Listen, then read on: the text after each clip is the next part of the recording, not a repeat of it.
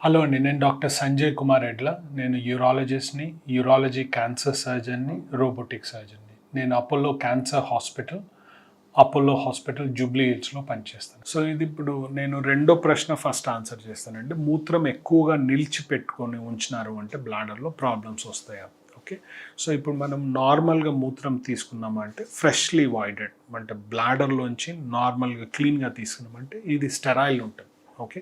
దాంట్లో ఏమీ ఇన్ఫెక్షన్స్ ఉండవు, అంత బాగుంటుంది. ఓకే. కానీ మనం అదే దాన్ని కొద్దిసేపు ఇక్కడ పెట్టినాము, లేకపోతే బ్లాడర్లోనే ఎక్కువసేపు నిలిచి ఉంచినాము అంటే దీనిలో ఇన్ఫెక్షన్ అయ్యే ఛాన్సెస్ ఉంటాయి. సో ఎవరన్నా బ్లాడర్లో చాలాసేపు మూత్రం ఉంచుకుంటున్నారు అంటే రెండు ప్రాబ్లమ్స్ అవుతాయి. ఒకటి, ఇప్పుడు బ్లాడర్ కెపాసిటీ అలా వచ్చి 500 to 600 ml ఉంటుంది.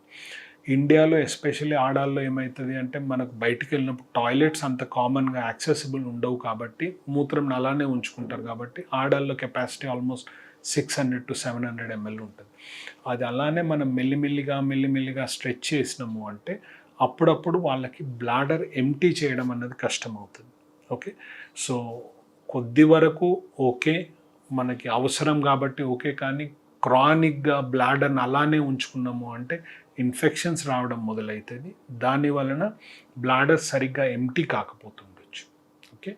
ఫస్ట్ ప్రశ్న వచ్చేసి ఆడాళ్ళల్లో యూరిన్ ఇన్ఫెక్షన్స్ కామన్గా వస్తాయా అంటే డెఫినెట్గా యూరిన్ ఇన్ఫెక్షన్స్ కామన్ అండి. ఎందుకు అంటే ఇప్పుడు నార్మల్గా ఆడాళ్ళల్లో ఆ వాటర్ ప్యాసేజ్ యురీత్రా అన్న లెంగ్త్ చిన్నగా ఉంటుంది, 4 centimeters ఉంటుంది. ఓకే. సో బయట ఏదైనా ఇన్ఫెక్షన్ ఉన్నా కానీ బ్లాడర్లోకి వెళ్ళడానికి ఈజీగా ఉంటుంది. రెండోది ఏమి అంటే నార్మల్గా ఆ మూత్ర ద్వారం దగ్గర బాడీలో ఉన్న హార్మోన్స్ వలన అక్కడంతా చాలా యాసిడ్ లాగా యాసిడిటీ ఎక్కువ ఉంటుంది ఎక్కడ వాటర్ ప్యాసేజ్ దాని చుట్టుపక్కల. ఒకవేళ ఎవరికైనా హార్మోన్స్ సరిగ్గా లేవనుకోండి, ఇప్పుడు హార్మోన్స్ సరిగ్గా ఎప్పుడు ఉండవు, పుట్టినప్పుడు హార్మోన్స్ సరిగ్గా ఉండవు, పీరియడ్స్ మొదలైనప్పుడు హార్మోన్ సరిగ్గా ఉండదు, సెక్షువల్ యాక్టివిటీ పెరిగినప్పుడు హార్మోన్ సరిగ్గా ఉండదు, పిల్లలు పుట్టినప్పుడు హార్మోన్ సరిగ్గా ఉండవు, మళ్ళీ పీరియడ్స్ ఆగిపోయిన తర్వాత హార్మోన్స్ అని. సో ఎప్పుడన్నా హార్మోన్స్ పైకి కిందికి అవుతున్నాయి అంటే ఈ యురీత్రా మూత్రద్వారం చుట్టూ అసిడిటీ సరిగ్గా ఉండదు కాబట్టి ఈ టైంలో ఇన్ఫెక్షన్స్ అయ్యే ఛాన్సెస్ ఎక్కువగా ఉంటాయి.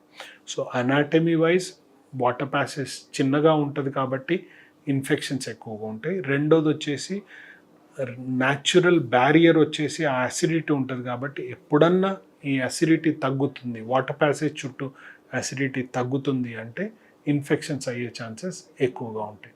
మూడోది వచ్చేసి ఇప్పుడే నేను డిస్క్రైబ్ చేశాను, ఏంది మూత్రం ఎక్కువసేపు నిలిచి ఉంచుతున్నారు బ్లాడర్లో అంటే దాని వలన కూడా యూరిన్ ఇన్ఫెక్షన్స్ ఎక్కువగా అయ్యే ఛాన్సెస్ ఉంటాయి. లాస్ట్ వన్ వచ్చేసి ఇప్పుడు ఎల్డర్లీ ఉన్నారు అనుకోండి, 70 to 80 year old, వీళ్ళ పీరియడ్స్ కూడా ఆగిపోయి ఆల్మోస్ట్ 20 ఏళ్ళు అయినాయి అంటే ఆ మూత్ర ద్వారం చుట్టూ స్కిన్ ఎంతగానో ఫ్రెజైల్ అయిపోతుంది అంటే అక్కడ ఇంజురీ అంటే టేర్ అవ్వడం, స్కిన్ మొత్తము సాఫ్ట్ అయిపోయి దాంట్లో టేర్ అవ్వడం మొదలవుతుంది. దాని వలన అక్కడ చుట్టుపక్కల ఇన్ఫెక్షన్స్ ఎక్కువగా అయినాయి అంటే అవి మళ్ళీ బ్లాడర్లోకి పోవడం ఎక్కువగా అవుతాయి.